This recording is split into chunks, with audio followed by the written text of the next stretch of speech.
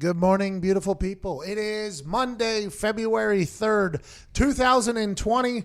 Happy New Year! Hey!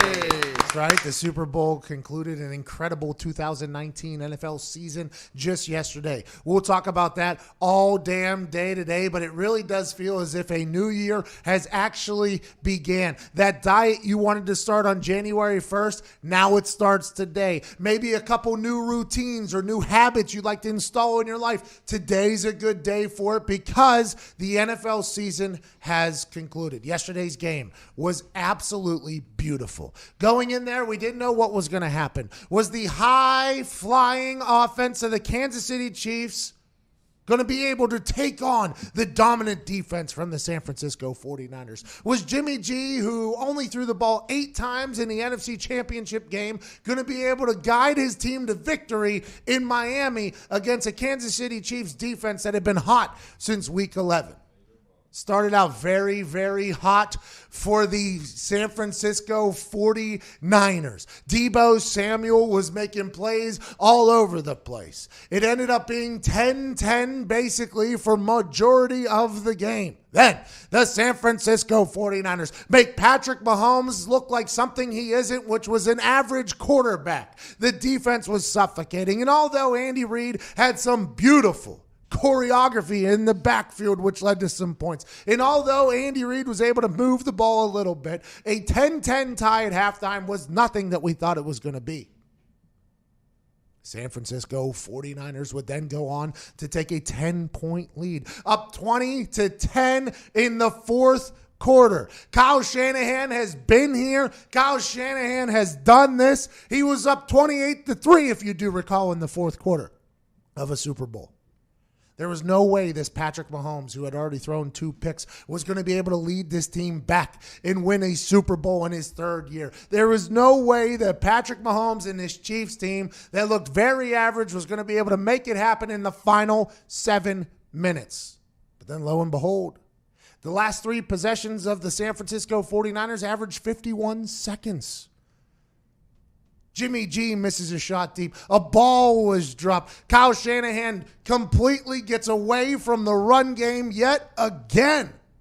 And Patrick Mahomes, not only MVP of the NFL last year, but now a Super Bowl MVP, guides the team back in beautiful fashion. Old Mr. Williams, the running back, is a guy that I think the rest of the NFL should be very, very scared of. If you have a quarterback who has all these weapons, 5 wide like a track meet that can dink and dunk and throw the ball further than your quarterback can, but then you also have a run game that can ground and pound your way to a victory, that is something that is a recipe for success for the long haul. In the AFC Championship game in the second half, they handed the ball off to him. He just took the clock right out of the Titans' life. And then, to seal the victory, Williams runs it down. Tyreek Hill gets open deep. And Patrick Mahomes wins a Super Bowl for the city of Kansas City, Missouri.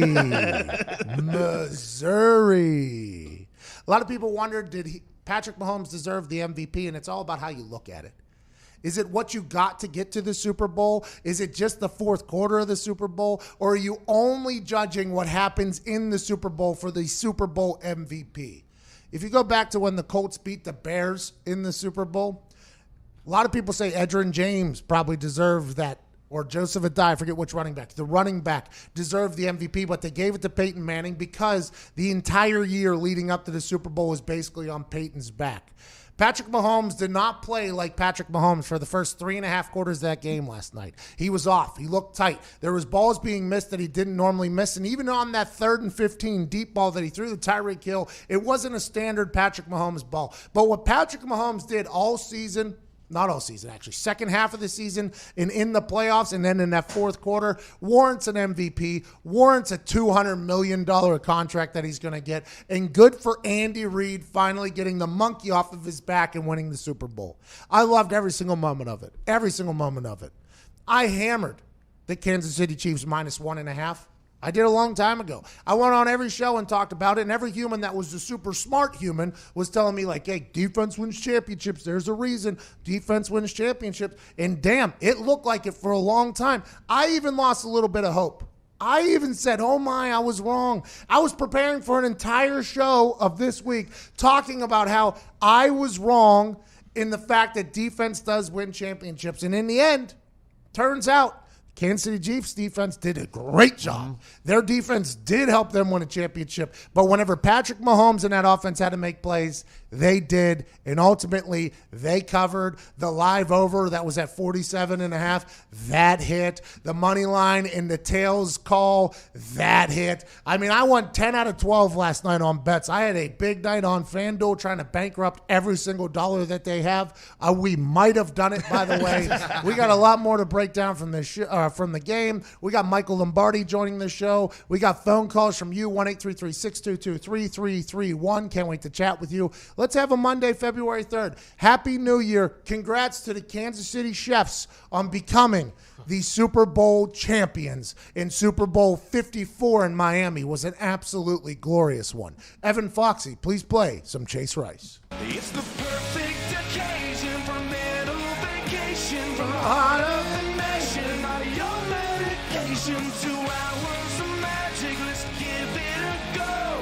Ladies and gents, it's the Pat McAfee Show. It's the Pat McAfee Show.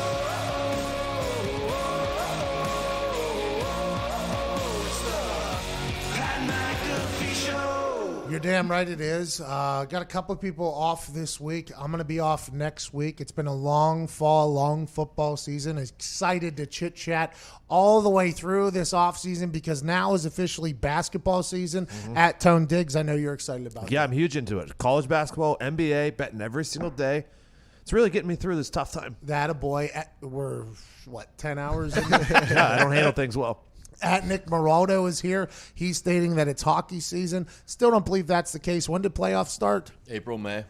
That's when hockey season will begin. At Ty Schmidt, how are you feeling? Pretty good. Pitchers and catchers report for baseball in 8 days. So, MLB season's right around the corner. We're all right. And let's not forget the XFL Yeah. kicks off this weekend. More football. Hashtag for the love of football. Jason McAfee's back there, and Evan Fox. He's working the cameras, and sitting in between Evan Fox and Jason McAfee is a character that was introduced to the world on Friday at Radio Row. You might hear about him in a new Young Jeezy song. At Cuban Seat, how you feeling, pal? I'm feeling good. I'm feeling festive.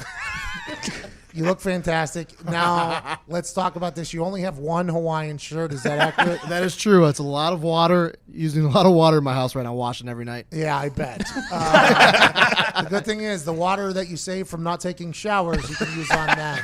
And Gumpy, our Canadian friend, is on the phones. Gumpy, how you feeling? Pretty good. Gumpy was the only one in our office that hammered the Niners, I believe. Did you, Diggs? Nope, just Gumpy.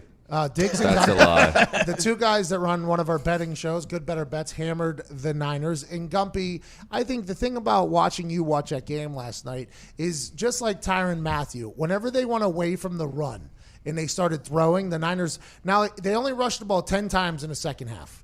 They were averaging 6.9 yards per rush, the San Francisco 49ers. Mostert didn't get the rock until the middle of the second quarter. He had just rushed for 220 yards in the NFC Championship. There was a lot of interesting decisions being made by Kyle Shanahan, but you could tell and see your soul just getting sucked out of you every single time Jimmy G dropped back to pass, whenever everybody pretty much knew that offense could run the ball anytime they wanted. I love Shanahan. I hate to crush him, but, you got to do what you did to get you there, right? A lot of people are saying, is it Shanahan's fault or is it Jimmy G's fault? Is it Shanahan's fault that they had a 10-point lead and they only rushed the ball 10 times in the second half and they chose not to get Mostert the rock until the middle of the second quarter? A lot of people are wondering, is this Shanahan's fault? I think you could definitely place some blame on old Kyle Shanahan. I think anytime somebody wins or loses, the coach either gets credit or the blame. That's just the way it goes. But the fact that they weren't running the rock more towards the end there, I think is a very suspect decision. The fact that the last 3 series that they had average 51 31 seconds whenever you're in the lead is a very difficult stat to look at if you're the head coach and also the play caller whenever you're looking back on a game that you guys had the lead and potentially could have won a Super Bowl and instead you lost. And then if you flip it over to Jimmy G, people are like, is it Jimmy G's fault? Jimmy G was 1 of 9 on passes longer than 20 yards and had 2 interceptions whenever he had any pressure at all on him. Jimmy G did not have a great game as well. That Emmanuel Sanders go route, that if Jimmy G hits there, we're having a completely different show today. We're talking about Jimmy G, who all year had the clutch gene, by the way. Number 1 in the NFL in the fourth quarter, number 1 in QBR whenever he was trailing. All these things that Jimmy G had going into the game that made people say, you know what, although they handed the ball off 8 times in the NFC, or only threw the ball 8 times in the NFC Championship, Jimmy G can win a game for you if you need to. There was a couple plays last night where Jimmy G could have won the game for the Niners, and he just didn't. That's just the facts of life. That's just how we have to look at the game. So people are saying, is it Garoppolo's fault? Is it Shanahan's fault? I think this particular show takes a very strong stand that we blame both the son of a bitch. I mean, honestly, we do. And to my bank account and to my gambling last night, I thank them both for the decisions that they made. And I think on the other side, I think old Andy Reid running that option towards Bosa early was a beautiful thing. I think Patrick Mahomes was not hot last night. Patrick Mahomes was off. Biggest game in the history of games. No matter how calm, cool, and collected you are in this type of situation, you can be off a little bit. He seemed a little tight. He missed a couple passes that were very routine for Patrick Mahomes throughout the season and in the playoffs. Seemed to be a little bit more difficult. But whenever Patrick Mahomes had to make a play, Patrick Mahomes made the damn play. And that's the difference between Patty Mahomes and a lot of other quarterbacks, including Jimmy G. Whenever the play had to be made, you knew and had a feeling that Patrick Mahomes was going to make it. It's just like back in the day whenever Tom Brady would get the ball in the fourth quarter. If Tom Brady got the ball in the fourth quarter and they needed to score, everybody knew what was going to happen. Tom Brady was going to walk right down the field and score. There was just nothing anybody could do about it. Nothing. Last night, whenever Patrick Mahomes had to make a play, I feel like everybody in the world was like, yep, Patrick Mahomes is going to make a play, and he did just that. Shout out to the Kansas City Chiefs offensive line, too. Now, Patrick Mahomes saw some pressure. He got sacked. He strip fumble happened, that whole thing. I mean, there was some pressure. But at the end, whenever they had to run the 4-minute offense and ground and pound with an opportunity to potentially have to punt the ball back to the Niners, they go ahead and score with a run that was wide open for Williams. And I think that was an awesome team victory for the entire Kansas City Chiefs. Yeah, what I loved about the whole game is that we saw everything from each team. Like Mahomes and the Chiefs offense made plays. 49ers defense made plays.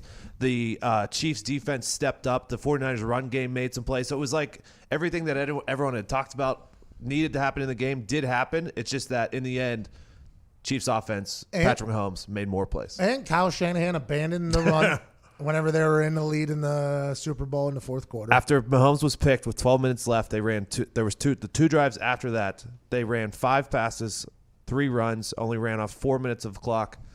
George Kittle pointed back to the interception where they got no points as being the reason why they lost.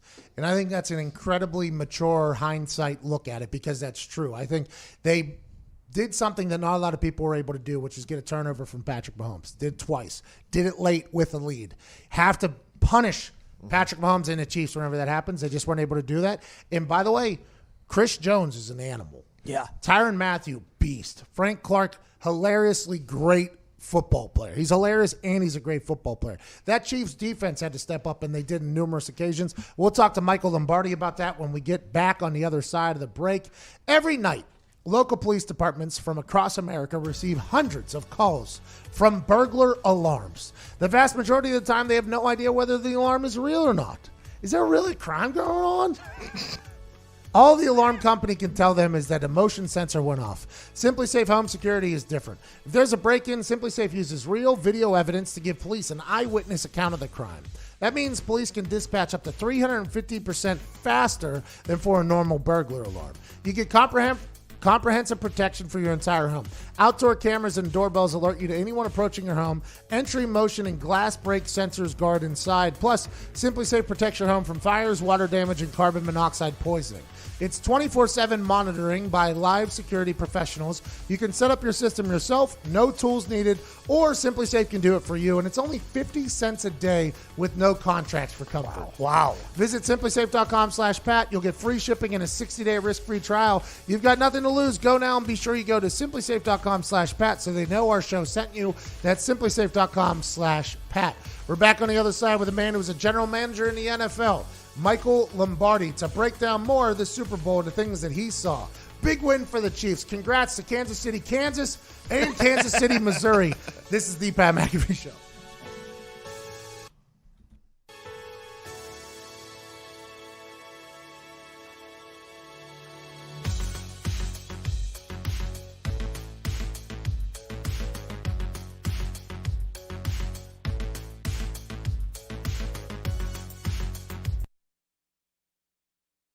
From their wireless contracts. It's a movement towards something simple. Get truly unlimited data on a 5G ready network for just $45 a month with no contract ever. Simple Mobile. Out with the old, in with the simple.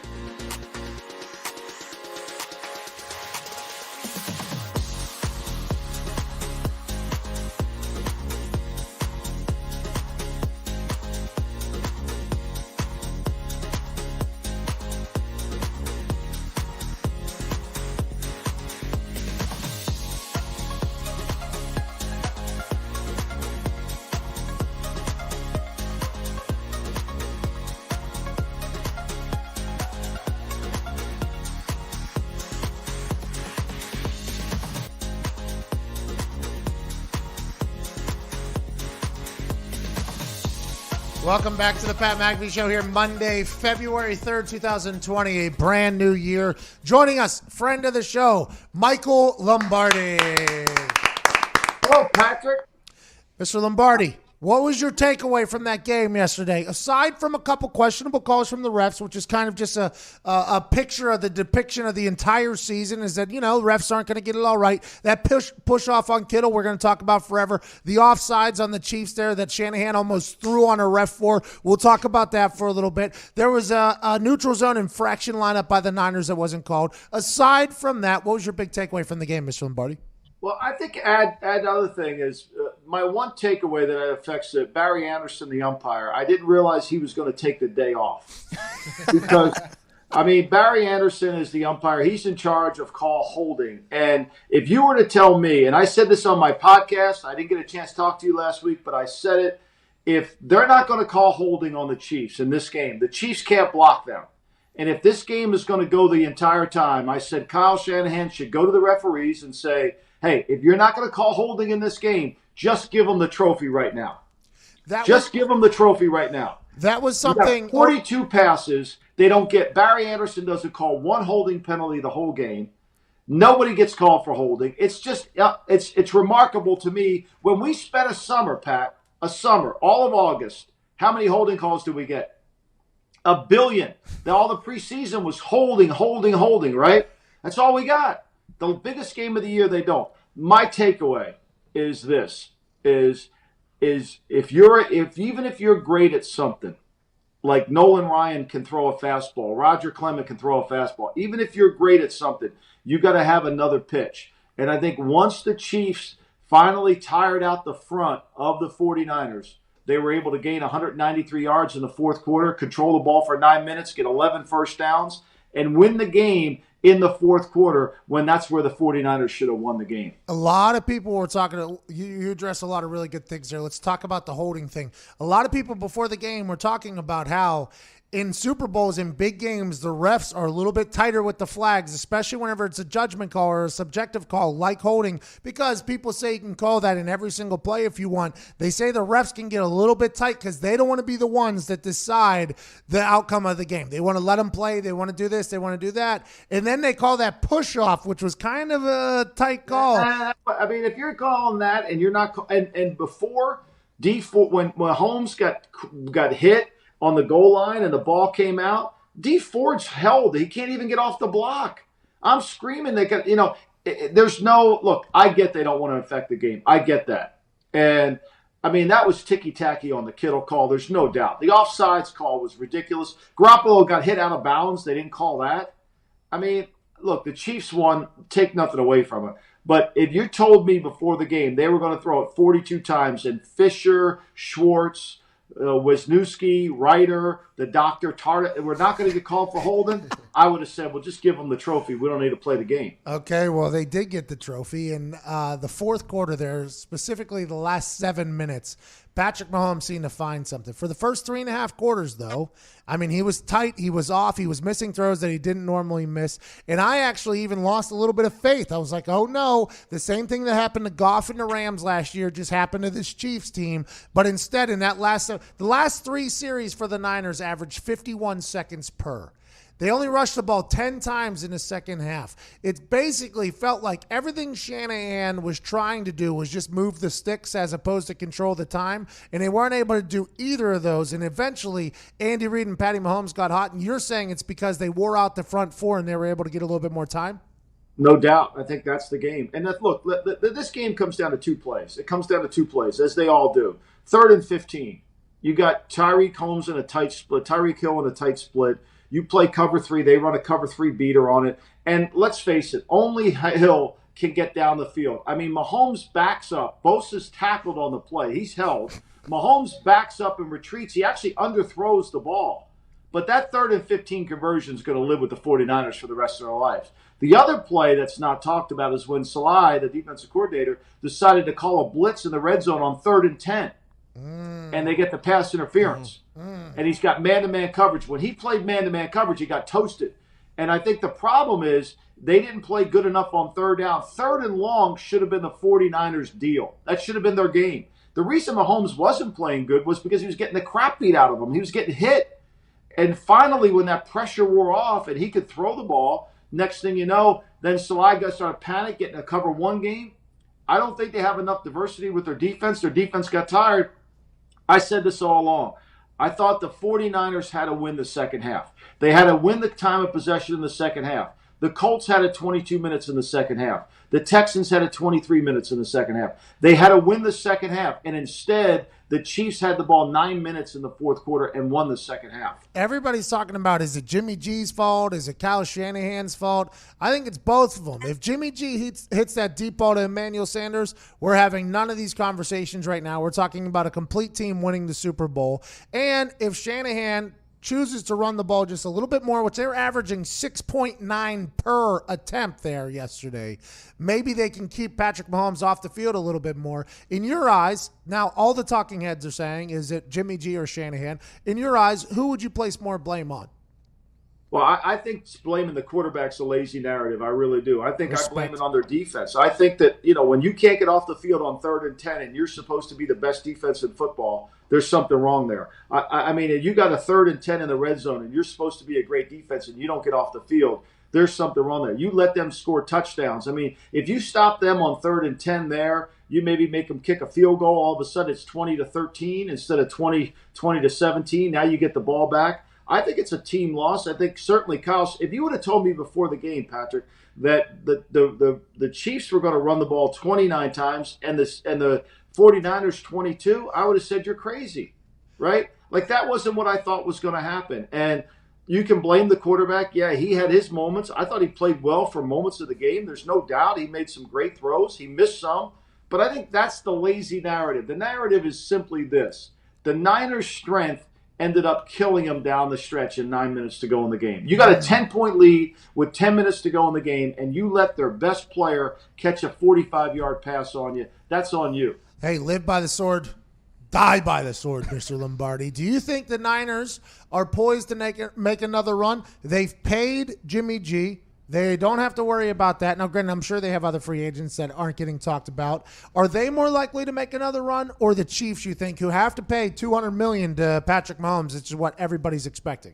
Well, they're not going to pay that until we get a collective bargaining agreement because they're not going to pay it blindly. They're going to know what the rules of engagement are before they enter that. So that they can table that. They need to sign Chris Jones in Kansas City. But let's just talk about the Chiefs for a moment. The Chiefs are really are about 3 players. They're about their great quarterback. They're about Kelsey, and they're about Hill. Everybody else is interchangeable. They can find other players. I mean, they picked Steve Wisniewski up off the street. He starts left guard for him. Didn't get called for holding in the game, by the way, at all. He was out of football, but didn't get called for holding in that game at all. The Niners have a little different situation. The strength of their team is their off defensive front.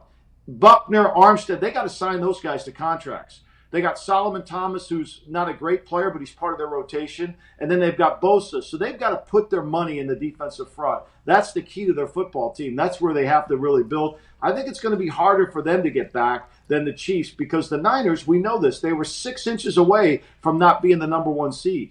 I mean, that was a close division between the Rams and them.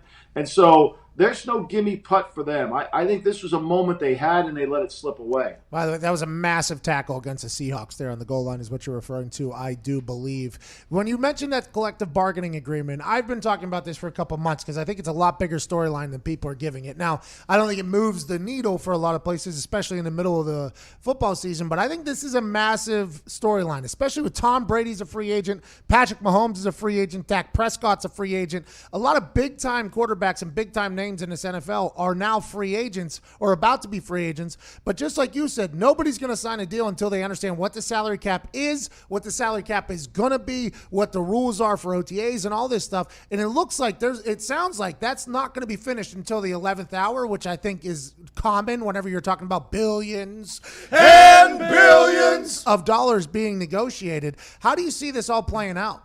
I think you should have put your pinky up to your finger like that when you said billions, Yes. I think you're right. I think nothing gets done until the final hour. And I think that the owners and most of the teams want to have a deal done before they enter free agency because there's so much. Are we going from cap to uncapped? There's all different rules when you do that. Are we going cap to cap? How are we handling it? How are they treating this? There has to be something. And I think that's why you're seeing the Players Association having this emergency meeting to vote on 17 games.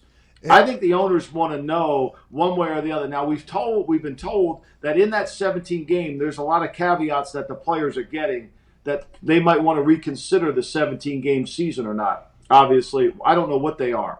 But I do know that I think there has to be some kind of deal in place because there's so many contracts. Like, how do you extend a deal and you don't really know what you're extending to? Yeah, and also I think there has to be an extra bye week if they go to 17, so that's 2 extra weeks that they have to pay people, which just adds on to everybody's contract, at least equal payment. I would assume in negotiation, though, you can even maybe say 110% of my payment I would like for 2 extra weeks. There's so much to be decided, and then a lot of big names are up for grabs, and Tom Brady continues to stir the storyline plot. Last night on Hulu, talked about how TV isn't going anywhere or something like that. And then he says, just like me, I'm not going anywhere. I think the way Tom Brady has played this has been just masterful. I think potentially last night on the sideline during the NFL Top 100 announcements that Tom and Bill could have talked a little bit and maybe gained some ground too. How do you think you see that ultimately ending up? And just like you said, nobody's going to get signed before a new CBA. Could this thing drag on a bit? And will the Tom Brady, I'm just dragging everybody along saga continue? No, I mean, knowing Belichick, he's a planner. He's detailed. He's going to want to get an answer at some point. And I think now that the Super Bowl's over, now that everybody's back to 0-0, everybody's starting all over again. I think there'll probably be some meetings in the next 2 or 3 weeks to kind of get some resolution of this. They'll have a better understanding of the collective bargaining agreement at some point. I think these are all tied together. I think that's why when Clark Hunt said we're not going to do anything with Patrick Mahomes until 2 years, he was referring to the CBA. And I think that's a little bit like with Brady, and that has to get worked out before we enter in this. But there's a lot of quarterbacks, whether it's Drew Brees comes back, what do they do with Taysom Hill in New Orleans? Do they sign him? Teddy Bridgewater? We got Phillip Rivers. What's going to happen with Jameis Winston? It's so much. It's going to be really an interesting offseason more than ever. The CBA is going to just loom over everything, too. And nobody's really talking about it. But the CBA is affecting more contract negotiations and decisions right now than anything else. And nobody's really chatting about it because you can't negotiate when you don't know what you're able to negotiate with. And that's both sides of it. That's both sides. Tom has no idea how much the team's going to have. The team has no idea how much they're going to have. They have no clue how much they should value somebody. I mean, this is a very in-depth thing where a lot of questions are going to be left for a long time until that thing's signed. And I think the one question we know for sure is, when this leaked out that the Raiders would be interested in Tom Brady, I mean, what that really tells us, and I said this on my podcast today, that the Raiders really, as much as they want to lie about it, they're not happy with Derek Carr. They want something. These stories don't keep coming out if they love Derek Carr. And he has a very tradable contract, You were a general manager for the Browns. You worked in the Patriots. You've been around the NFL for a long time. Is there ever been a human in the NFL that you've seen that has been more revered than Andy Reid? Feels like everybody is happy for Andy Reid getting the monkey off his back finally. It really is. And I mean, Andy's a really a wonderful guy, going back to the guy that deserves a lot of credit for Andy Reid becoming a head coach in the NFL. Nobody's going to talk about it. The people at the Eagles take credit for finding him. But the reason Andy Reid became a head coach in the NFL was because of Ray Rhodes. Ray Rhodes, the former head coach of the Philadelphia Eagles, wanted to hire Andy Reid. He was with him on the Green Bay staff. He saw him as a great coach. And he talked about him excessively to Philadelphia, the people at Philadelphia. So when Gruden left, he wanted to hire him as the coordinator. He couldn't get him because the rules then didn't allow you to change and all that. Those conversations that Ray Rhodes had to Jeff Lurie, to Joe Banner, about how great Andy Reid was, led them to take the chance for him to become a head coach. And Ray Rhodes had a lot to do with Andy Reid's success. I think Andy's been a guy that works his tail off. He's taken criticism for his game management, some rightly so, but his teams have always played well. And I thought yesterday his team was really tough. I thought they were tough-minded. Old Ray Rhodes knew what he was talking about. I'm happy for Andy. I'm happy for our friendship, Mr. Lombardi. Your brain has made me a smarter human. I appreciate you. Thank you, Pat. I appreciate you, too. Thanks for all your help. Hey, who's going to win the Super Bowl next year? I would say all roads lead through Kansas City. I mean, Patrick Mahomes now, let me say, I mean, is there any lead safe with this guy? I mean, you better sit down and really spend a lot of time figuring out, because he didn't bring his A game with him yesterday because he got the hell beat out of him, and he's tougher than heck. I had a defensive coordinator in the league text me during the game saying, I think they got him rattled. And I thought at that time they did, but he unrattled in a hurry. Who was the defense coordinator that texted you? Just so we know. Just so we know. I can't reveal my sources. Ladies and gentlemen, Michael Lombardi. Appreciate you, man. There's this guy in Philadelphia that I've been hearing about for years, and I've been telling you all about his diamonds. If you've ever been to Philly, you've seen it on the billboards, you've heard it on the radio. I hate Steven Singer. He's been making it too easy to buy gifts for over 4 decades. Oh, wow. Quick math? 40 years. plus. Wow. Valentine's Day is here. You're probably thinking, I'll just get her flowers again, but flowers die and end up in the trash can within a week. Give her a gift that lasts as long as your love. A real 24-karat gold-dipped rose from Steven Singer Jewelers. Picture it. A real long-stem rose preserved and dipped in 24-karat pure gold. This real rose will last forever and comes with a lifetime guarantee. Shipped for free in a beautiful gift box with your own personalized message of love. These roses won't wilt or die. They don't even need water and will remind her each and every day of your love. If this is your first Steven Signature Red Rose, is a classic in only $59. Go online to IHateStevenSinger.com, click on the roses, and become a hero this Valentine's Day. That's IHateStevenSinger.com. Steven Singer Jewelers, one place, one price. We'll get some phone calls on the other side, 1-833-622-3331. Want to hear your thoughts. We'll talk more about the Super Bowl and all the things that happened in it, man. What an exciting game. Sucks to be FanDuel. It's great to be us. This is the Pat McAfee Show.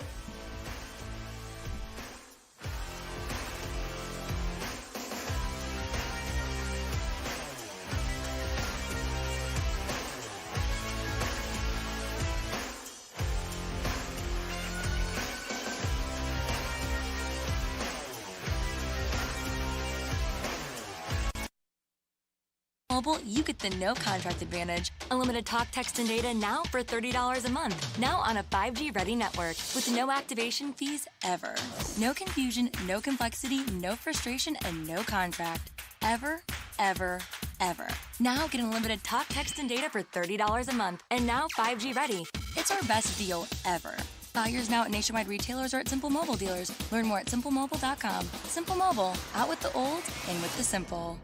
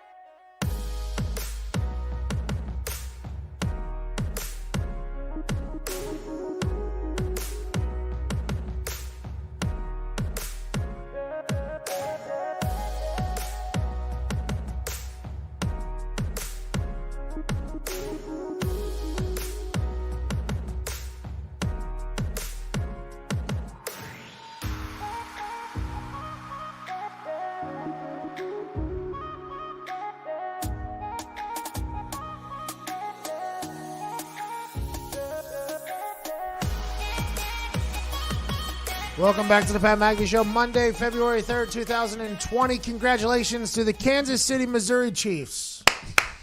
Winning the big Super Bowl 54. Cubans eat, you happy for Andy Reid or what, pal? Oh, yeah. Fellow brother wears Hawaiian shirts just like me. Let's go to Rick in Kansas City. Rick, what's going on, pal?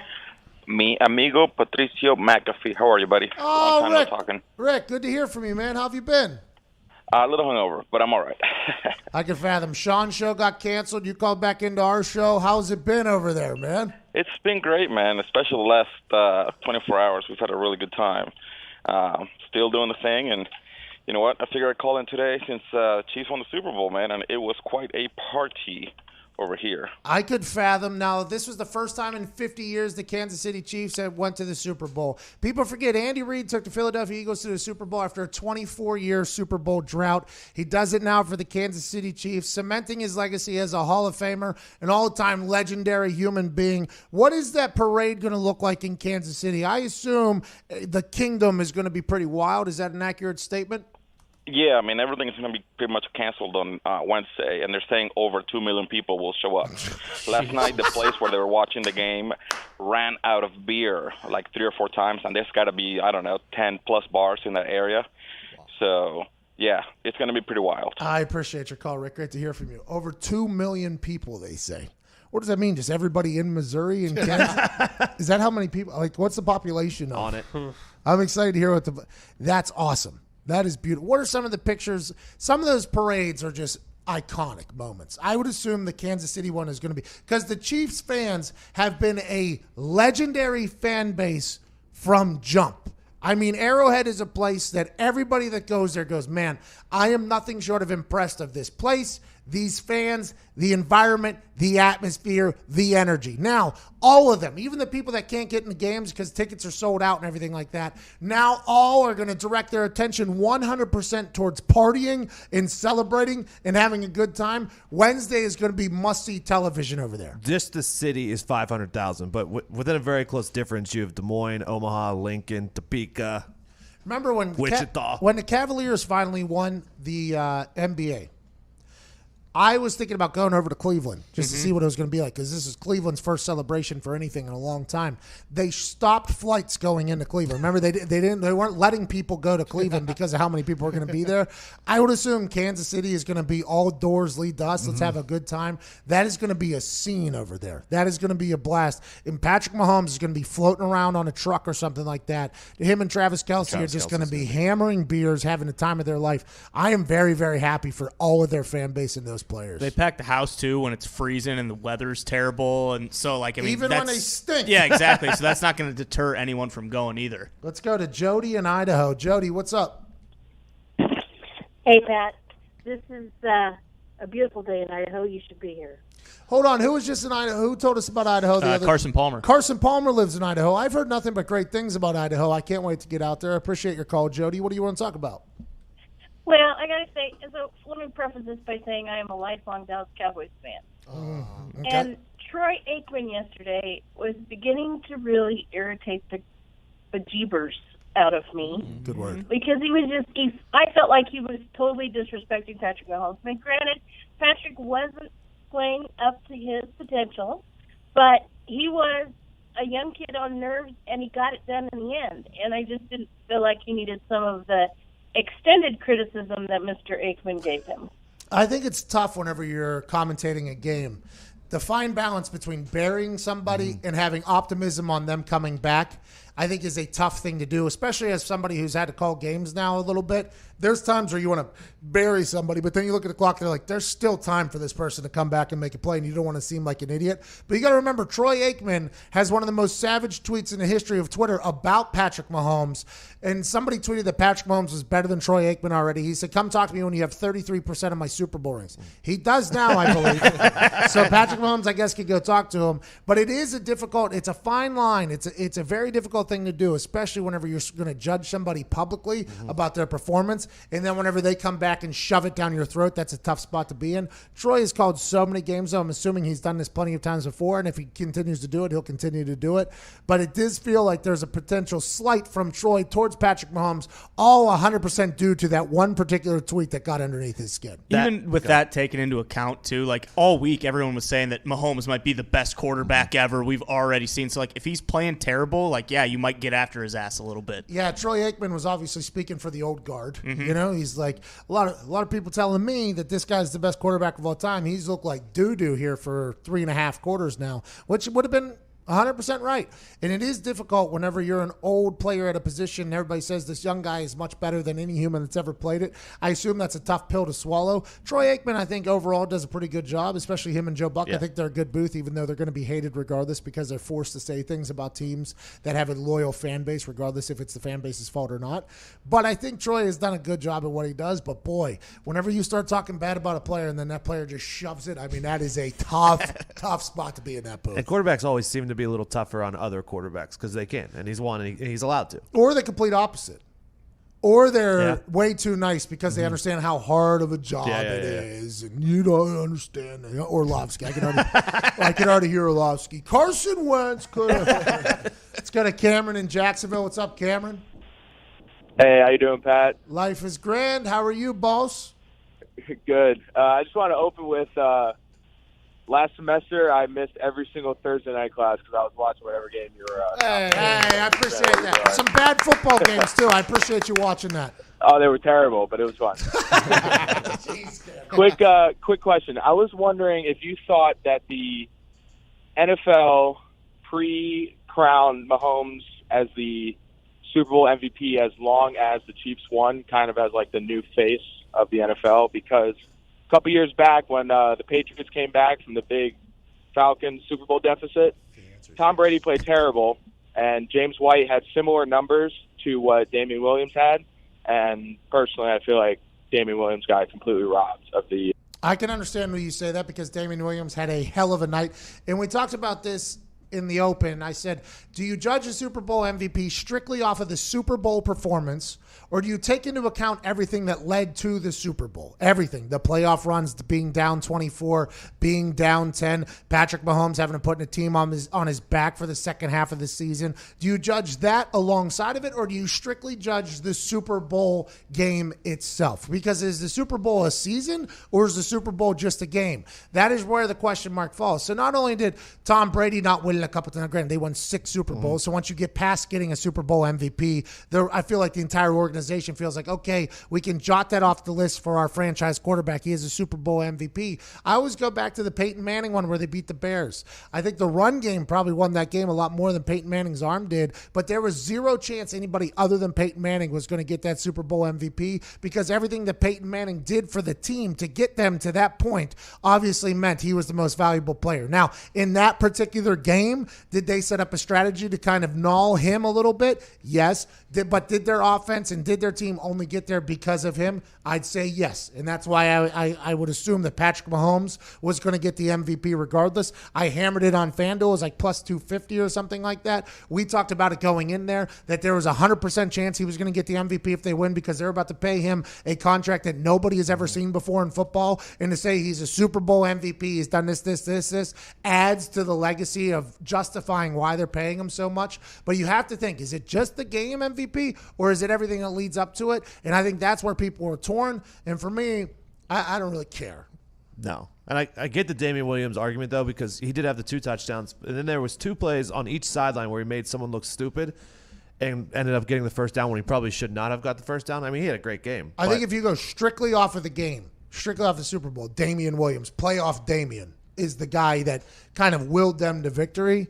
But if you think about just everything in general, it's like Damian Williams was hurt for a lot of the season, and he played well in the last 2 games, but this was Patrick Mahomes' run, and we all know that. Well, and if you can, like, if Mahomes doesn't play, they probably lose by like 4 touchdowns. So it's, and if he doesn't play against the Texans, they're out in the first round, you know? So it's all about how you view it. Is it a work or is it a game? That's 100%. Is it your entire line of work, or is it just the game? That's kind of where people get mad about, because it is titled Super Bowl MVP as opposed to season MVP. So there's a lot of conversations. I just know Patrick Mahomes, who has not slept, and it was obvious in his press conference, he is heading to Disney World, and he's about to get all of the money in the NFL. Also news, I guess the Dallas Cowboys are planning to tag Dak Prescott. That's what ESPN headline was this morning.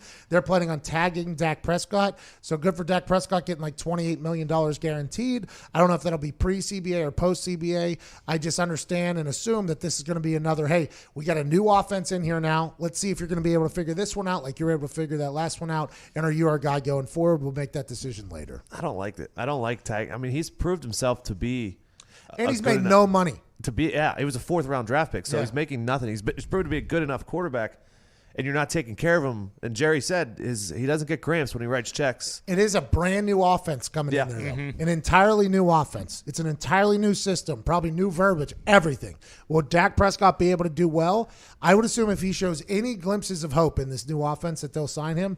But boy, not signing him long-term is going to cause quite a conversation piece around the NFL, probably on this show as well. At least with Dak, you know that you're going to be good for the future. If you don't have Dak in the future, you don't know what you're getting. I think Mike McCarthy probably feels as if, I worked with Montana, I worked with Favre, I worked with Rodgers, just like Bruce Arians. It's like I could probably find a quarterback that would be able to do my offense.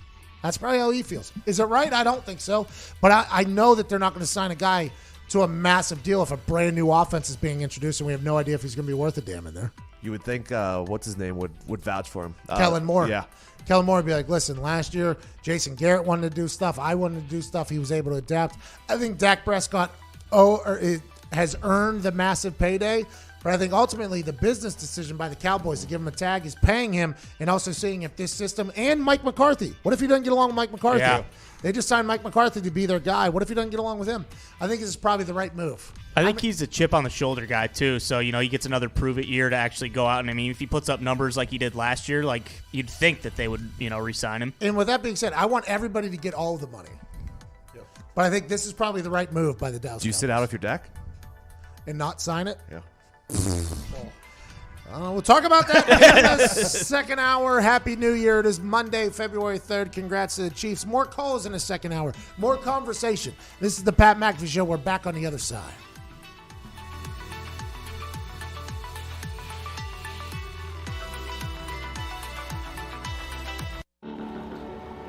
One by one, it's happening. People are freeing themselves from the hassle and frustration of their wireless contracts. It's a movement towards something simple. Simple Mobile. Truly unlimited, high-speed talk, text, and data on a 5G-ready network. And no contract. Ever. Get truly unlimited data on a 5G-ready network for just $45 a month. Simple Mobile. Out with the old, in with the simple.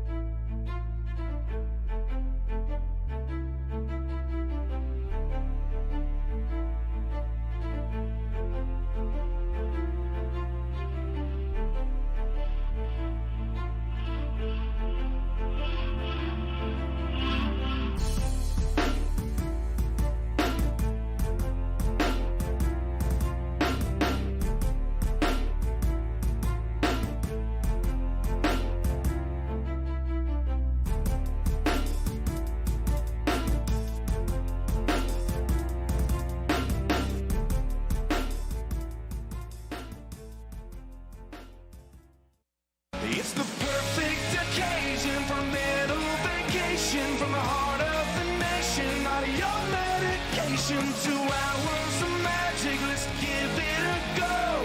Ladies and gents, it's the Pat McAfee Show. It's the Pat McAfee Show. It's the Pat McAfee Show. You're damn right it is. It's Monday, February 3rd, 2020. Happy New Year to everybody. A new year has officially begun. The Super Bowl yesterday concluded a long run for all of us. Our eating habits of eating everything that we've ever seen are now going to go away. Us refusing to work out because we don't want to waste energy doing anything other than watch football and sports now goes away. It is a brand new year. Everything you thought about on January 1st potentially doing, today's a day you can actually do it because it's a cold, grim world without any sports, really.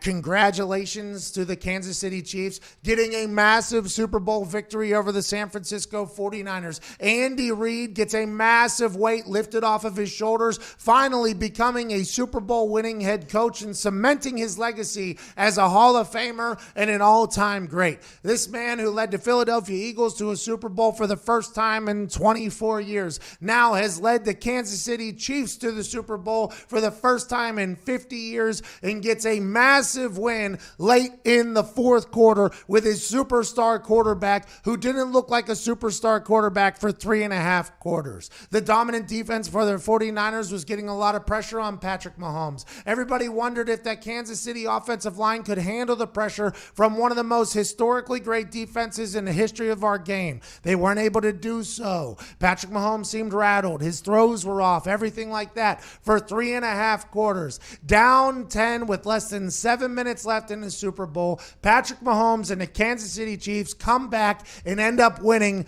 by 11. A 21-point swing in 6.5 minutes, and this is the depiction of what the Kansas City Chiefs are. Everybody said whenever they were down 24-zip against the Houston Texans in the divisional round that they had no shot. They ended up having the lead before halftime ended. They were down 10 against the Tennessee Titans. They flipped the switch, came back and won that game mightily. And in the Super Bowl against a defense that they said they wouldn't be able to do it, they didn't have to play 4 complete quarters. They still have yet to play 4 complete quarters, get a massive Super Bowl win, an MVP to a quarterback they're about to pay $200 million to. And on Wednesday, in the beautiful city of Kansas City, Missouri, a massive parade to celebrate all that is this Chiefs team will be had, and I'm sure it'll be a spectacle for all to watch. I'm very happy for Andy Reid, very happy for Patrick Mahomes, Tyrann Mathieu, Travis Kelce, you name it, you go through the list. Also, Sammy Watkins had a massive game, a former first rounder who kind of couldn't find his way, first with Buffalo, then LA, then the Chiefs. Had a very cold season, but then whenever he realized that there was a chance for immortal greatness, a chance to be a Super Bowl champion forever, I assume he dialed up the film study, he dialed up the workouts, and in games, whenever he needed to make plays, he made a lot of plays, and everybody's assuming he might ride off into the sunset after this. Good for him. This Chiefs team all year, especially early in the year, nobody really knew about it. They knew they had weapons. They knew that a defense had a lot of people on there that could make plays. They just weren't doing it. And it seems like since the bye week, they became a completely different team. Patrick Mahomes in the offense became a track meet. Mecole Hardman became a household name.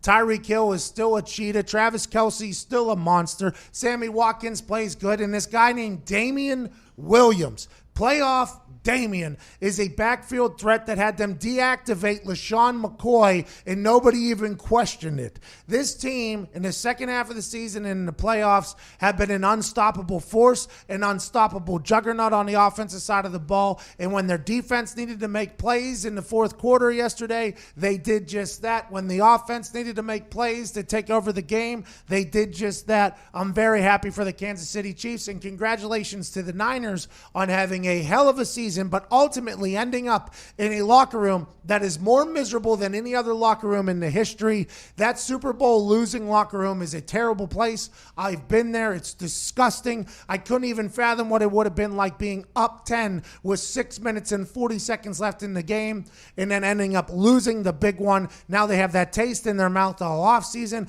Kyle Shanahan's being questioned on his decision-making, only running the ball 10 times in the second half. His last 3 drives only averaged 51 seconds per, giving the ball back to Patrick Mahomes. Their defense allowed a 40-some yard toss on a 3rd and 15 to Tyreek Hill. They gave up everything in the last seconds. They had 53 minutes, a dominant Super Bowl performance.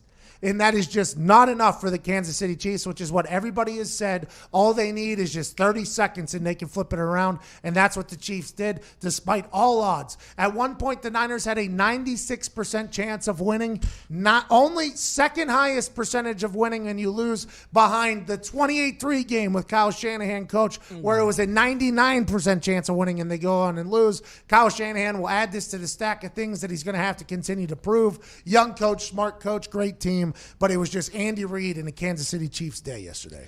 What's scary is Patrick Mahomes did not play his best. Might have played his worst first 3 quarters of his career. They still win the Super Bowl, and it's just only his 3rd year in the NFL. Yep. It's going to be – he might win 6, 7, 8. 10. He already an NFL MVP, already a Super Bowl MVP. Now he's going into a negotiation with the Chiefs where he's going to get all of the money. Joining me at Nick Moraldo, Tone Diggs, Ty Schmidt, Jason Zito, Foxy, and Gumpy's on the phones. 1-833-622-3331. Connor's in the back cutting up film because Bailey's on vacation. I will be on vacation next week alongside some of the boys. I believe AJ Hawk will be hosting the show all week. Can't wait to hear how that goes from an island far, far away. I'm very happy with the way the 2019 NFL season concluded. Now, granted, I hit 10 of my 12 bets last night, bankrupted FanDuel, made a lot of money last night. Shout out to our Tails and Chiefs money line combo odds boost for plus 300 bet that FanDuel gave us. I mean, everything. There was a live bet that Gumpy told me about in the middle of the game whenever the Chiefs were down 10 that was plus 410 for them to win or whatever. I bet that as well. I honestly lost faith, but had a thought that there was a chance they were going to come back. And that's exactly what happened. This Chiefs team has never been able to put together 4 quarters. I think this is the first time that we'll talk about a team and we'll be like, you know what? They were never able to complete a full 4 quarters of football. They were never able to just dominate a team outright from bell to bell, and they still win the Super Bowl. Andy Reid gets the monkey off his back, and I think it ended the right way, to be honest with you. Now, granted, is it because I bet on the Chiefs that I'm feeling this way? 1,000%. But if Jimmy G hits that ball to Emmanuel Sanders right down the middle of the field there in the 4th, we're singing a completely different tune today. I'm not sure the Chiefs come back if that ends up happening. I think Big momentum swings in their favor. I'm not sure the Chiefs get it, but instead they get a turnover. The 49ers defense gets another turnover from Patrick Mahomes on a missed throw to Tyreek Hill, and they take zero advantage of it.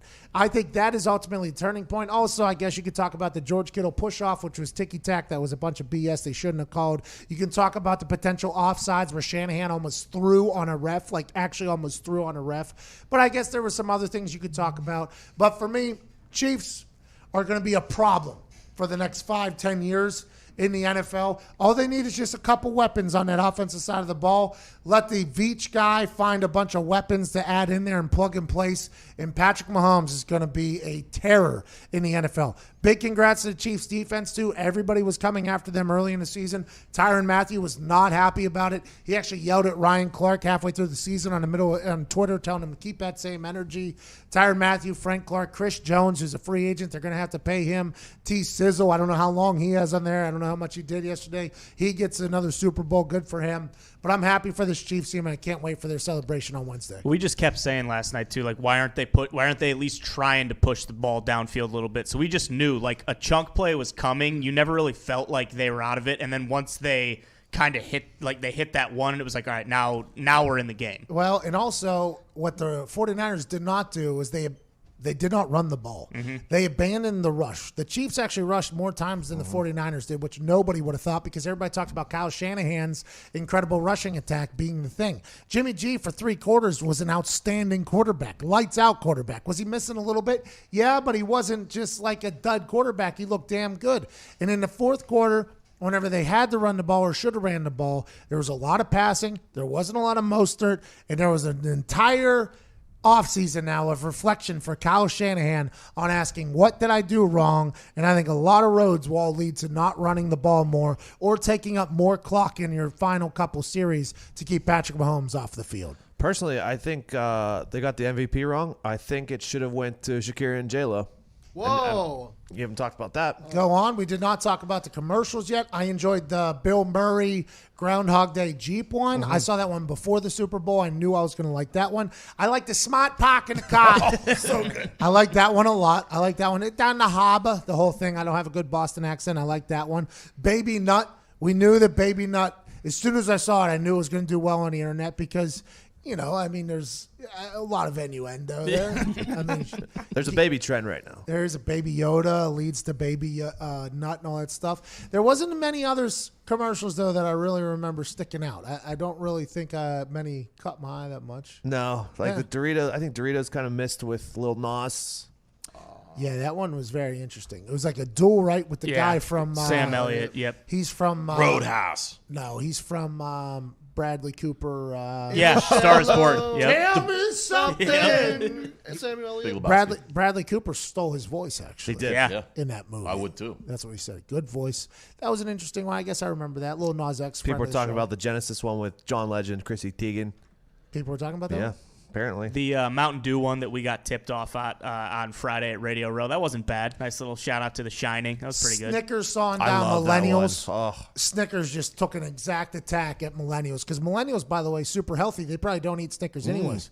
They know that their bread and butter is middle of America. They know that their bread and butter is probably an older crowd that hates everything about Evan Foxy and his generation. And they just decided they were going to saw it down. I think that was an above average Yeah, one. and you feed the earth because when you're hungry, you're a different person. And they say the world has become a different place. Now, the halftime show, I didn't know who those two dudes were, but they had a lot of... It didn't matter who By they the way, were. I thought it was one dude. Turns out those were two different dudes. A lot of people thought it was Ali G. The first one thought it was Ali G. Bad Bunny. Turns out it's Bad Bunny. He's massive. I synced the Bad Bunny with Ric Flair a couple years ago. He's a big wrestling fan. Yeah, big wrestling fan. I thought those were the same guy, though, with a costume change. Turns out it's two different people that I'd never heard of. But overall, I thought it was a good show. A lot of energy. Felt like they got the taste of, the Latin American community down there. Cubans eat. You liked everything you saw? I loved every single thing. My favorite clip is Shakira. I think we have a little piece of it.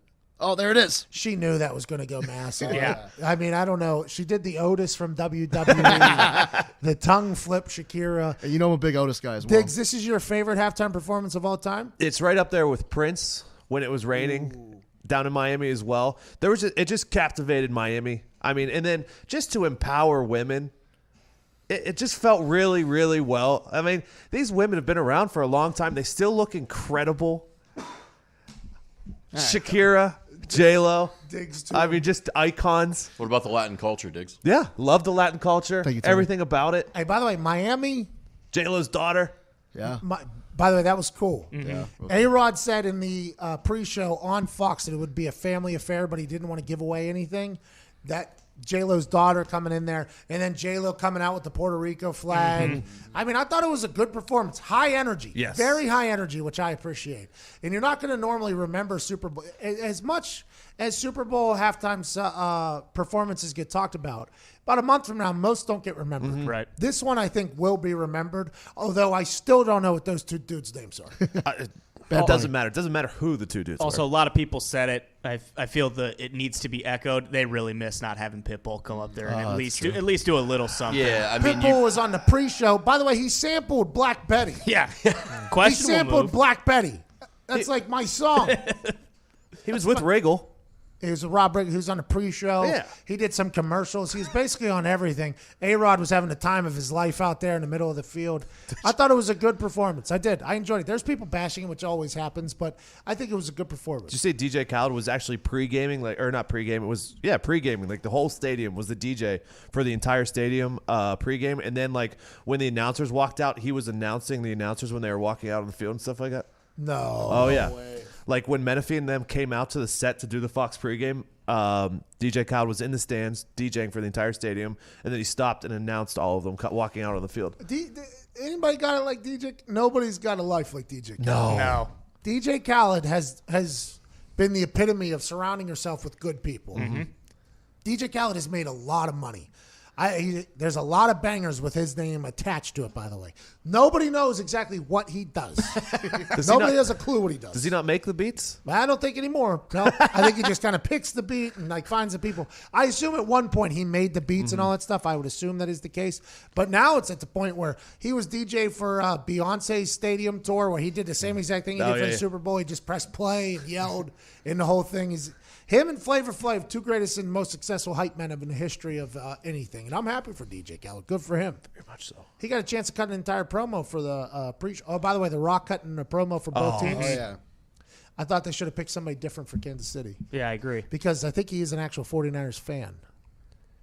Didn't know. I know him and Kittle had like a back and forth all year on Twitter. Well, and the Usos, his actual blood relatives, they're diehard 49ers fans. Roman Reigns is a 49ers fan. So the fact that he did the 49ers, I thought was awesome. And then whenever he did the Chiefs, I was like, oh, he's doing both teams, but he's The Rock. Paul Rudd should have done the Chiefs. Oh, yeah. Could you imagine Paul Rudd on that stage? Look at us. Look at us. All right. Hey, look at us. We got players. They play football. Would have been awesome. Let's get to a break, then we'll get some phone calls on the other side. Very thankful for the NFL for a season that they had. They got to fix the reffing issues before next year. They got to sign a new CBA. They got to figure a lot of things out, obviously. I think all in all, not a bad year of entertainment for us sports fans. Someone said, I can't remember who it was on Twitter last night, and now, because of last night, that offsides is going to be the reviewable next year. That'll be the call next year. By the way, no replays last night. Yeah. Basically no replays. Is that a sign of things to come for the future? Because the replays where the entire world knows the answer to something except for the refs is the main reason why we go, this buffoon can't get it right, but we can. Last night they showed next to no replays. None. Just a Tyreek Hill drop. There has to be a camera on the goal line. Yeah, that's that has number one. Well, they didn't shoot. They showed one, but it was like the seventh one that they showed. It's like, why aren't we going straight to that one? It was at a high angle. It was weird. Yeah, there's a lot of decisions that are made from a production standpoint that I question. I feel like all the refs should have a camera on their hats, like a body cam. They do that. Like I've seen it before. I don't know if it was in college or whatever. I think the XFL is doing that too. I assume a lot of the stuff, just like the Sky Cam came from the XFL, I assume a lot of the stuff that the XFL tries is going to be a sample run for the NFL to see if they want to use it or not. But for me, I think not showing the replays, by the way, was a pretty smart idea.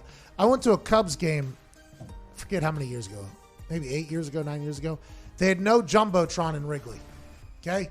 So there was a couple close calls at first, but there was zero chance to see the replay, and everybody just moved on. Everybody just moved on. I was like, I think that's next pitch. That's kind of what they did last night. There was no I think that's they just moved on, just kept it moving. Is that a smart decision or a bad decision? Does the NFL control the narrative a lot more that way than everybody else? I think so. Will people hate that if they did that for more games? Absolutely. But will it diminish the amount of critiquing that happens to Alberto Riveron or whatever other buffoon gets into that position? No, because the internet will just take the live video and just put it on the internet, and that'll be the replay, and everyone will be like, oh, still a buffoon. Yeah, but on the internet, you can't zoom in and super slow-mo, and it's not 8K. Normally, it's 720. NFL could probably come after you, get that taken down, too. How about the NFL just controlling the narrative now? It's like, oh, you think we're going to let you guys see the replays when 180 million people are watching? I don't think so. Not today. Hiring the right people is one of the best ways to help grow your business, but it shouldn't take time away from your other priorities.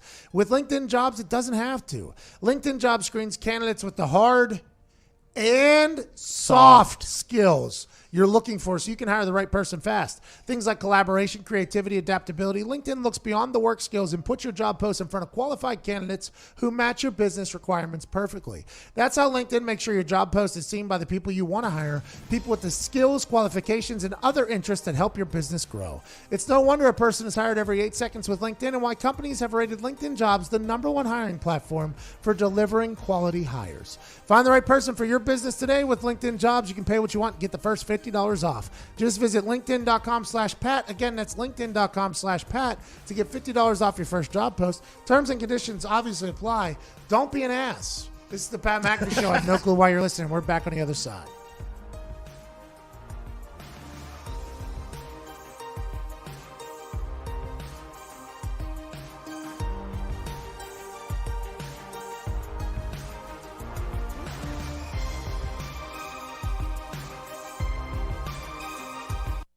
At Simple Mobile, you get the no contract advantage. Unlimited talk, text, and data now for $30 a month. Now on a 5G ready network with no activation fees and no contract ever.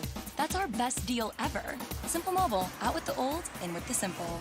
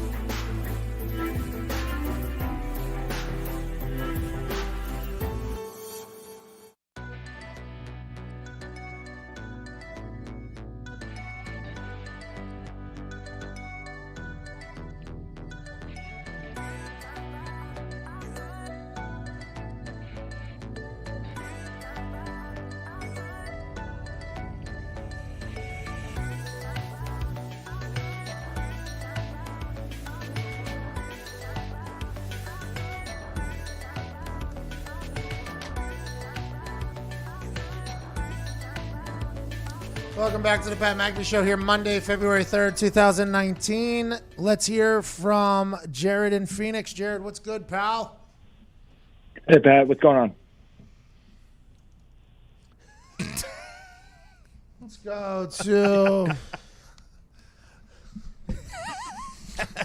He wanted to talk about Saturday's awards, I believe. So we'll do that. But I mean, what's going on? I'm hosting a show, Jared. Okay? I'm in Phoenix. You're in Phoenix, Arizona. I'm in Indianapolis, Indiana. I'm hosting a damn show. That's what's going on. It's Monday, February 3rd, 2020. It's a brand new year for everybody. I might start getting very super serious about this diet alongside Cuban Zeke, although Cuban Zeke feels like this is a character that is not going to lose weight. This feels like a character that's going to only gain weight, which I don't mind as long as Cuban Zeke sticks around. Oh, yeah. This is a day for us to really begin our things there, Zito. Oh, yeah, thank you. You think Cuban Zeke makes an appearance in Young Jeezy's song? I certainly hope so, but if I don't, I won't be mad about it. I think you'd be lucky. I think you'd be lucky to get Cuban Zeke ad-lib in there.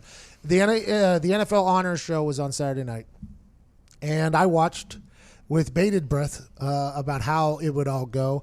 I think Peyton Manning handled the Kobe Bryant situation in beautiful fashion. Mm-hmm. Steve Harvey had a couple race jokes off the top, which I respect because in the NFL locker room that happens on a very regular basis. A lot of white people get made fun of. Black folks get made fun of for getting beat by white people. I mean, this is just a very standard type of comedy in the NFL, so I appreciated that. I assume his jokes and jest about the violence of football in the middle of an entire PR campaign about it not being that violent. I think that'll be something that's interesting. I think Steve Harvey handled the night in a way that I'll be excited to see how everybody in the executive world of the NFL views it. But all in all, pretty good show, I think. Congratulations to Calais Campbell on winning Walter Payton Man of the Year. I had no idea he was a homeless in high school, and then he went on, obviously, to become a big-time NFL guy, wins the Walter Payton Man of the Year. Congratulations to Stephon Gilmore winning Defensive Player of the Year, and Offensive Player of the Year was... Michael Thomas. Michael Thomas, who can't guard him. Drew Brees gave him that award. Good for him. And then the MVP, unanimous selection. No other finalists. Lamar Jackson got it. I think they got it right, by the way, because that's a season award. Mm-hmm. It's not a playoff award. Coach of the Year was... Harbaugh, which makes sense because what the Baltimore Ravens were able to do this season will be something that doesn't get talked about, by the way, because Patrick Mahomes and the Chiefs winning. Lamar Jackson dominated the conversation instead of Patrick Mahomes. And the Chiefs stumbled in the middle of the season pretty mightily, and the Baltimore Ravens did not. It actually was the complete opposite. The Baltimore Ravens got incredibly hot as the Chiefs were kind of figuring it out. As the Chiefs, a quarterback gets a dislocated patella and it pops back into place. Their offense isn't always clicking. The defense wasn't doing their thing. The Ravens team was a team that everybody was talking about being dominant in the AFC for the next 10 years because they have Lamar Jackson. Lamar Jackson did things on a football field that people hadn't done in a long, long time. He was making professional athletes look very silly. It was like Michael Vick was back in there, but with an even better arm, not stronger, but an even better passing game and an elite ability to kind of break down film in an offense that was surrounded completely for him in a world where the offense is very different than what he was able to do. I respect and appreciate the NFL giving him the MVP award. I respect and appreciate everything that the Baltimore Ravens were able to do this year. But it begs the question. The Baltimore Ravens are in the AFC. Is Lamar Jackson and the Baltimore Ravens the dominant team of the AFC, or is this the Chiefs' division and conference until they want it to no longer be the case? I mean, we didn't talk about Patrick Mahomes all year because Lamar Jackson was the topic of conversation. I called Lamar Jackson an anomaly, which he is. He's playing football differently than everybody else. But Patrick Mahomes might be the unicorn in this whole thing. He might be just the golden goose that comes in the NFL and changes up the entire game. A guy that can throw the ball better than everybody else. A guy that can run, that is tough, and has Andy Reid drawing up plays for him. Is this the team that is going to be the team that's going to be tough to handle for the next 10 years? Or are the Baltimore Ravens and Lamar Jackson going to be able to have that success that they had in the regular season and carry it into the postseason as opposed to what they've been able to do the last couple of years? That is the one thing that we were robbed of this season was, great run by the Tennessee Titans, but would have loved to have watched Lamar Jackson and Patrick Mahomes play in an AFC championship against each other. Would have absolutely loved that. I think that Lamar Jackson and Patrick Mahomes playing against each other is something I would like to see probably if they have 17 games next year, I would like to see that 17. Besides Jameis Winston, they're probably the two most exciting people to watch in the NFL right now. Let's go to Ed in Dallas. Ed, what's going on, pal? Just enjoying this money-making Monday. Hey, I like a little money-making Monday. What do you want to talk about, Ed? I want to talk about. I love everything that's happened for Big Red winning the title, but nobody seems to mention Eric Bieniemy's job, keeping everybody calm and cool on the sideline. Want to get your take on it? Appreciate your show. Hey, no problem. Thank you, Ed. I agree. Eric Bieniemy. Now, I don't know who's all doing what, right? I don't think any of us know. I said this on Rich Eisen's show. Pro Football Focus voted me punter of the decade. No big deal. Okay. In Pro Football Focus, on the offensive side of the ball, they can't know what everybody's job is for each play. Just like on the defensive side, they can't know what everybody's job is for each play. So if a safety is supposed to cover for a corner, but they don't think that that's supposed to happen, they obviously are going to misread it. But for kicking and punting, there isn't much really to figure out who did what. It's pretty an outright number, right? So that title from them meant a lot to me. That's the same thing, I think, whenever you look at this Chiefs team. It's like, how much is Andy Reid doing and how much is Eric Bieniemy doing? I think Bieniemy is right there next to Andy Reid the entire time. I think Bieniemy has become an incredible coach, whether it's through osmosis from Andy Reid. Andy Reid's coaching tree is a very impressive one. And if Bieniemy is doing a lot of the calling, a lot of the deciding, a lot of the strategery for this Chiefs team, he deserves a lot more credit than anybody's giving him. The fact that he wasn't up for any jobs and didn't get any jobs, mind-blowing to me. Just like Robert Salah as well. Mind-blowing that he didn't get a job. Very, very happy for Bieniemy. And I think for the Chiefs, it's good that he's around. Continuity is a good thing, especially for a team that just won it all. Bieniemy mentioned last night, because he was talking about the play where they ran like essentially like the wing T play in the red zone to score the touchdown. He said they pulled that from like the 1938 Rose Bowl. 48. 48, yeah. So I'm assuming, like, I don't know, like you said, how much he's actually calling the plays, but I would imagine that he's very heavily involved. Do you think when they do that, he just YouTubes like greatest plays of all time and like the 1948 Rose Bowl shows up and he's like, yeah. You got to remember the film people at the NFL are also talented people as well, right? Mm-hmm. So you can say, hey, I need a clip from blah, blah, blah. And there's like interns and stuff that are supposed to call these. Zito, what? Did Cuban Zeke just pull this picture out right here? Yes, sir. If you're watching along at home, we have the 1948 Rose Bowl directly next to the Super Bowl 54 play where they in-sync choreograph spin moves, snap to directly, bang, almost a touchdown, first down to Damian Williams. Great pull there, Zeke. Anytime. That's very impressive. Cuban Zeke is not only He's a fast worker.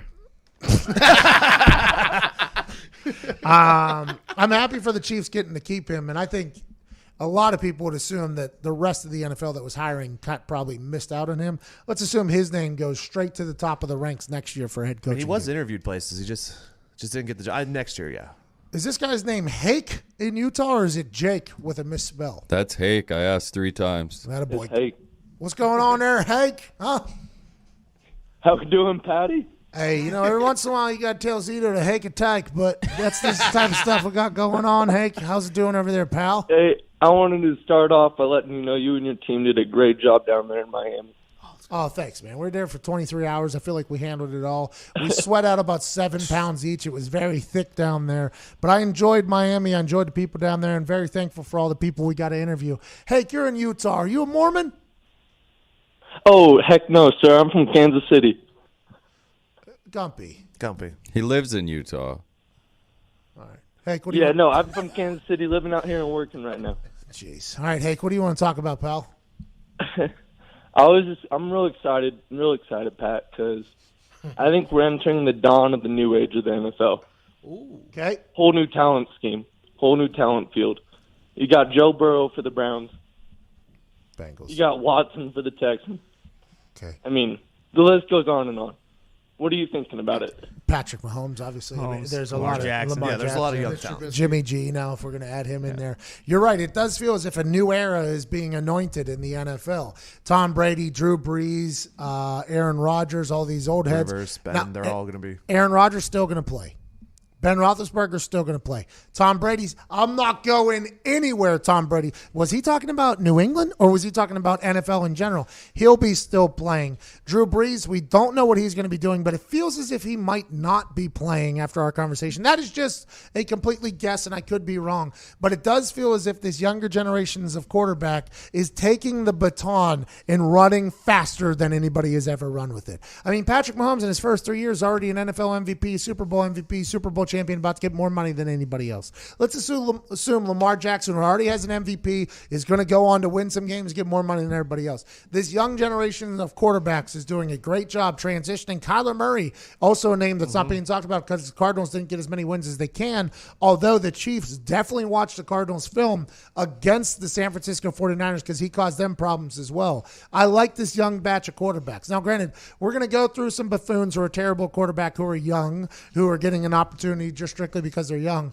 But I do like where the NFL is headed with the players. I like the talent level. I like the designs, the schemes, the strategies, and the electrifying attitudes of these younger quarterbacks. I think we're heading for a good spot, and it's a great time to be an NFL fan. Yeah, and thank God because for years it was the Mannings, Breeze, Brady, Roethlisberger, Rivers, Rodgers, and they're all coming either out or going to be out in the next few years. And with like you said, Watson, Mahomes, Jackson, Garoppolo, Kyler, Fitzpatrick, Joe Burrow, Russell Wilson, Ryan Fitzpatrick. It's just nice to be in a good spot moving forward. I'm excited for the Winston. NFL. The NFL is in a good spot moving forward. Very good spot. 11:36 East Coast, 8:36 West Coast, and all the times in between. We don't know where you're watching or listening, but we appreciate the hell out of you on this beautiful Monday, February 3rd, 2020. We'll get some phone calls on the other side of this break and wrap up this beautiful show. You're listening to the Pat McAfee Show. I have no clue why.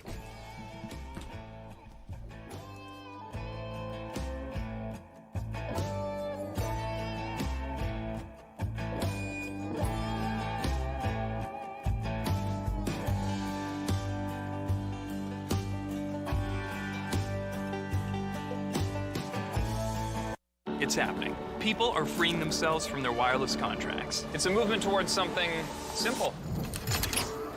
Get truly unlimited data on a 5G ready network for just $45 a month with no contract ever. Simple Mobile. Out with the old, in with the simple.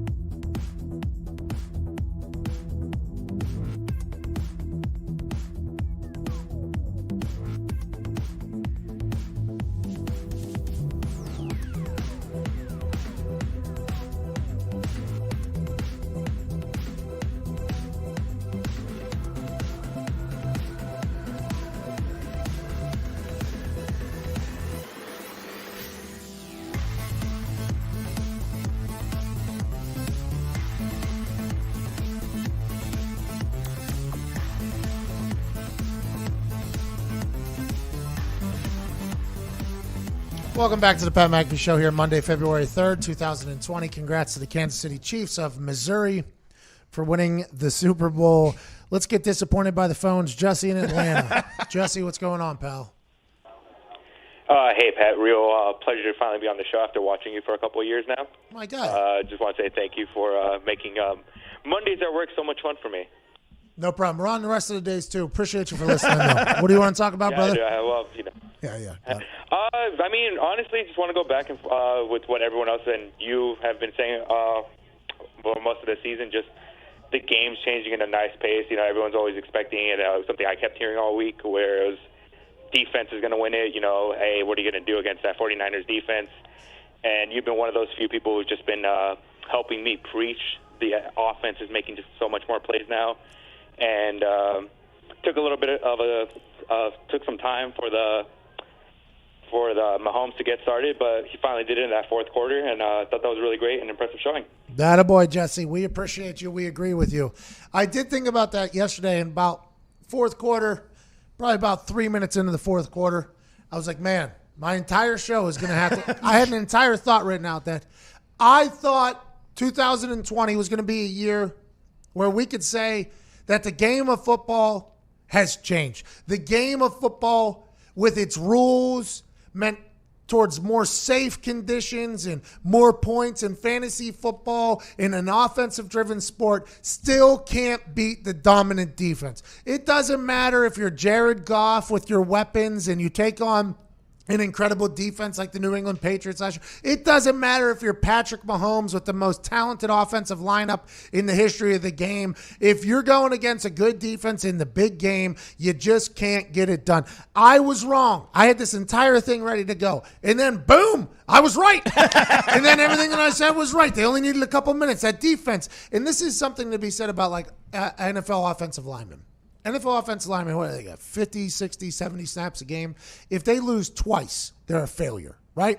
If they don't block the person that they're supposed to block 2 times out of 60 attempts or 2 times out of 50 attempts or whatever, it's a failed game. They're probably getting cut. They won't be on. They have to pitch a shutout. Basically, every single game, if they want to make a Pro Bowl, they want to make money as an offensive lineman, you have to pitch a shutout. It's like that for a great defense. A great defense can be smothering on an offense all game, and all it needs is just 3 plays to go over the top, and boom, nobody remembers anything about that. It's the same exact type of thing, and I had lost faith. I had lost a little bit of faith in the old offense. I had this entire thing ready that it doesn't matter. Football is still football, even though I thought it had changed towards an offensive system and towards a more offensive game.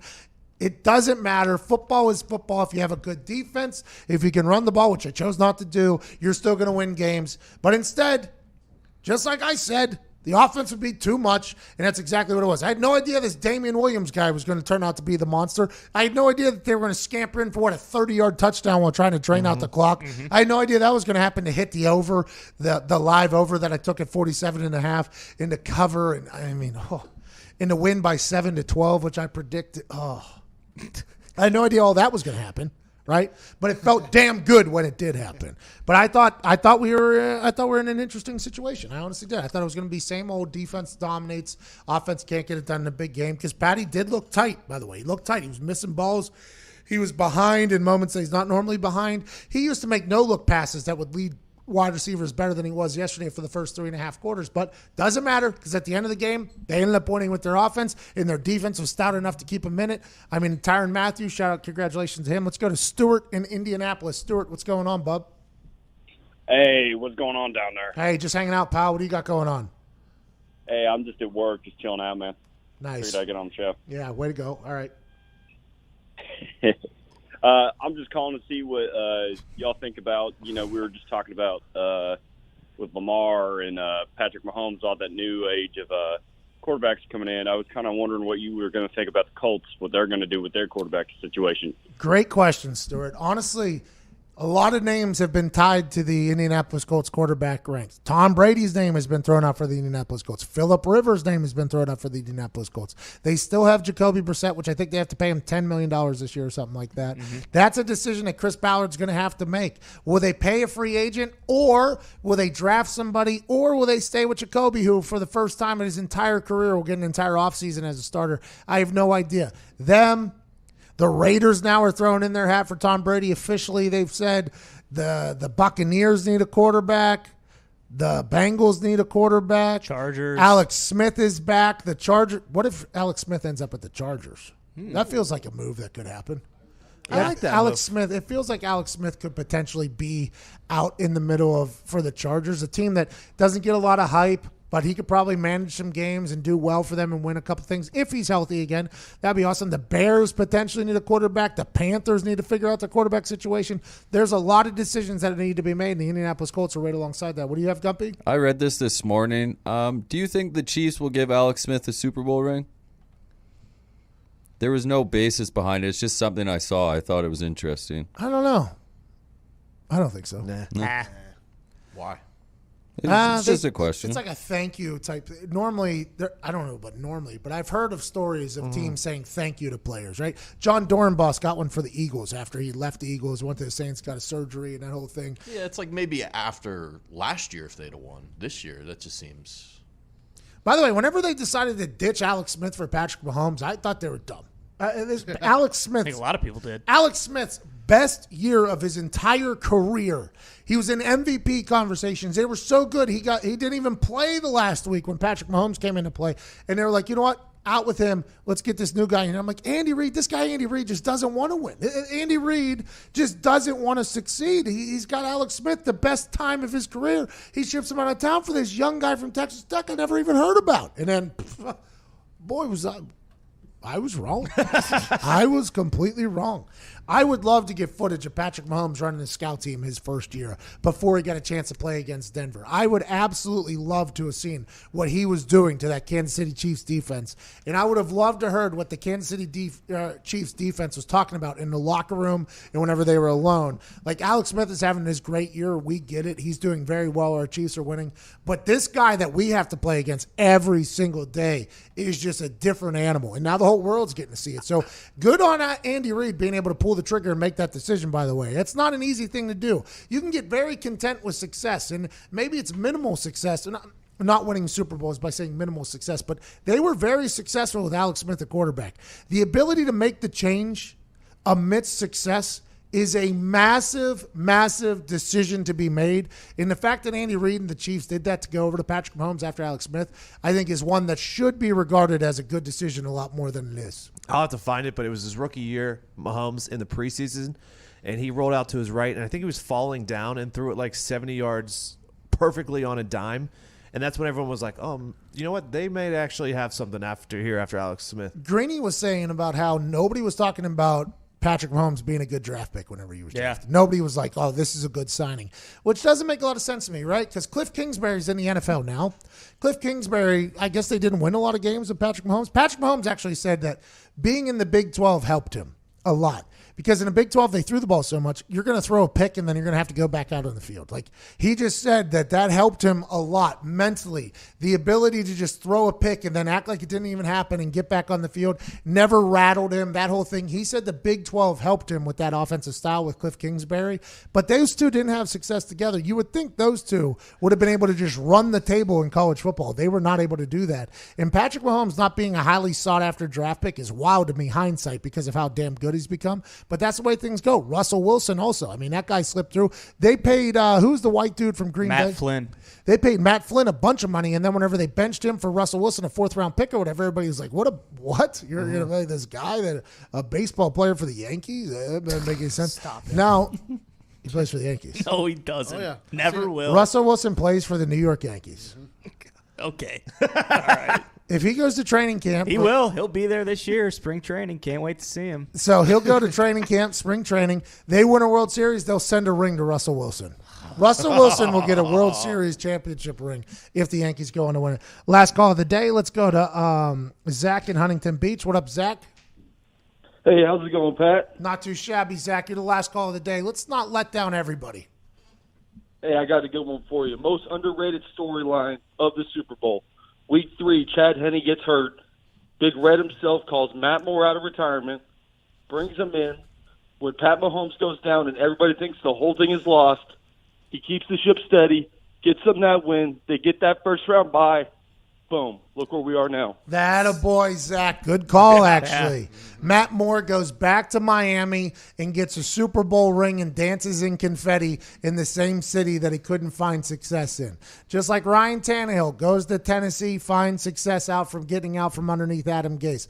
I am happy for Matt Moore. Good for him. And also, if we learned anything from Hard Knocks, Matt Moore seemed to be a pretty cool character. Yes. Mm-hmm. I assume that helped out a lot in the locker room, in the meeting rooms with everybody. Not that Patrick Mahomes has any bit of rattle in him, but having that veteran presence that can keep it cool, Andy Reid, Bieniemy, Mahomes, and Matt Moore, that's a hell of a team to have around the next face of the NFL, which is what Patrick Mahomes is. Yeah, and he beat the Vikings, I believe, Yeah, he did. and then also kept them in the game against Packers. Matt Moore did a nice old job this year. Hey, that's what a backup quarterback's supposed to do, by the way. Mm-hmm. You're supposed to do stuff for the starting quarterback that the starting quarterback either can't do or doesn't want to do. You might have to come in for a couple series or even a game and get a win when you're not supposed to win. And you're supposed to be this calming force that keeps everybody driving in the same direction. I think Matt Moore has probably done all of those things. I mean, behind closed doors, we can't see that. But good for Matt Moore getting a Super Bowl ring and another Dolphin finding success whenever they leave Miami. Ain't that right, Gumpy? Ryan Tannehill, Win's a comeback player of win. the A year. win's a win. I'm happy for him. Love Matt Moore. Took us to the playoffs.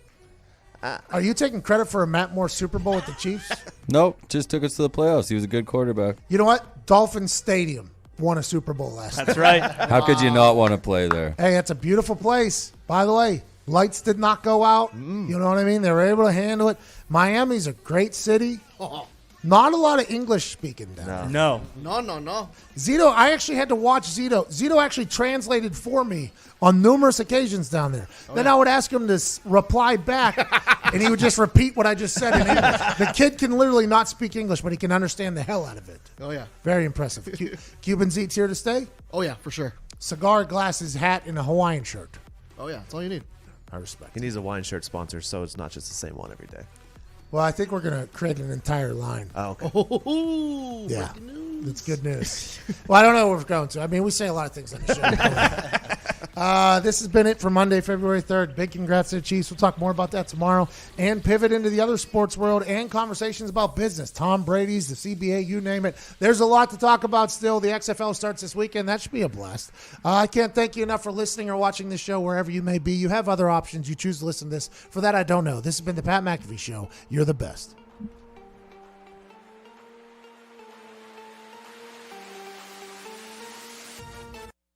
At Simple Mobile, you get the no contract advantage. Unlimited talk, text, and data now for $30 a month. Now on a 5G ready network with no activation fees ever. No confusion, no complexity, no frustration, and no contract. Ever, ever, ever. Now get unlimited talk, text, and data for $30 a month. And now 5G ready. It's our best deal ever. Buy yours now at nationwide retailers or at Simple Mobile dealers. Learn more at simplemobile.com. Simple Mobile, out with the old, in with the simple.